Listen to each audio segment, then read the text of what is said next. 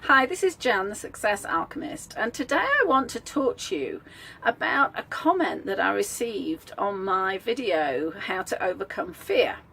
And the comment was, when you have a strong in-the-moment reaction of fear to something, how do you calm your survival mechanism enough to think clearly and consciously? And it's a really great question, because unless we train ourselves, our instinctive reaction to fear is to freeze or just get immersed in that fearful situation and in the problem. Now, I've also created a video on the power of awareness, and this is where you train yourself to be in the present moment and completely aware of your thoughts and feelings at all time.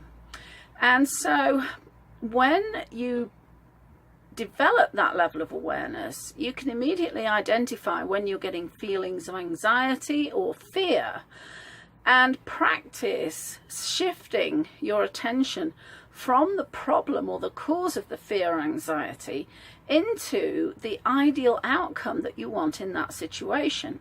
And as you practice this more and more, you become so much more proficient at it. And you can compare it with learning to drive a car, where you have to be very conscious of everything that you do to drive that car in the right direction, in the right gear, and be aware of the traffic around you. But as you become more and more proficient, your driving becomes automatic. And if something pulls out in front of you, you'll not even have to think about stepping on the brake. You'll just do it instinctively and automatically and avoid the potential crash. And the brain works the same. The more that you teach it to shift from problem to solution, the more it becomes instinctive and immediate. And I'd like to share with you a story. And the title of this video is how to be empowered and stay calm in a crisis. And the story that I have to tell is when I was living on a ranch in Austin, Texas, with my little Jack Russell and Black Lab.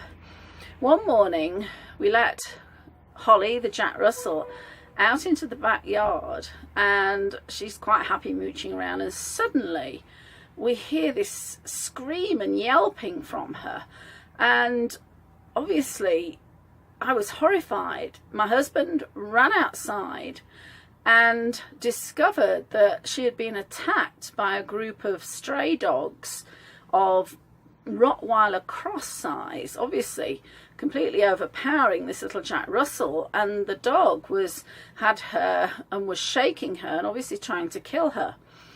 My husband managed to fight the dog off. He literally had to kick it off her, and she ran into the laundry room with blood dripping from her flank, and I'd rushed through obviously to see what was going wrong, and she ran through the door and she was snapping at everything around her, obviously still trying to defend herself. Now, my response was to stay completely calm, because I knew very well that if I panicked, then that would make matters worse. So I just held her by the shoulders with her head away from me so she wouldn't bite me out of instinctive reaction until she calmed down, and she literally had blood dripping onto the floor. So I wrapped her in a towel and held her so that she felt secure, and we drove to the vet. Our vet was the other side of town, so we had to find a local vet that was open, which thankfully we did. And when the vet examined her, she was amazed at the fact that Holly's heart rate was normal instead of racing with the fear and pain that obviously she was in. And it took 9 layers of stitching in this particular wound because it was so deep. She was in surgery, and the sight of the poor dog when she came out. She had drain tubes in her. It was really horrific. And, you know, we nursed her back to health. We gave her some chiropractor treatment, and it was also Reiki to help with the healing.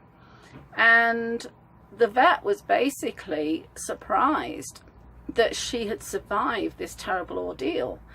And I strongly believe that it was by remaining calm and making her feel calm and really focusing on her recovery that was what made the difference for her between life and death. And so this came from years of practice of being totally in control of my response to these kinds of situations. And thanks to the horses, they were great schoolmasters in terms of teaching me this technique. So that's my answer to the question of how do you remain able to make conscious choices in that situation. And it's something that you will develop provided you follow those tips of immediately switching your mind from the fear and the anxiety, and in some cases the potential panic in a situation, into what you really want the outcome to be. So thank you for watching. I'll pop those links to the other videos in the description, and if you like this, please indicate that and share it, and please subscribe. Thank you for watching, and I'll see you in the next video.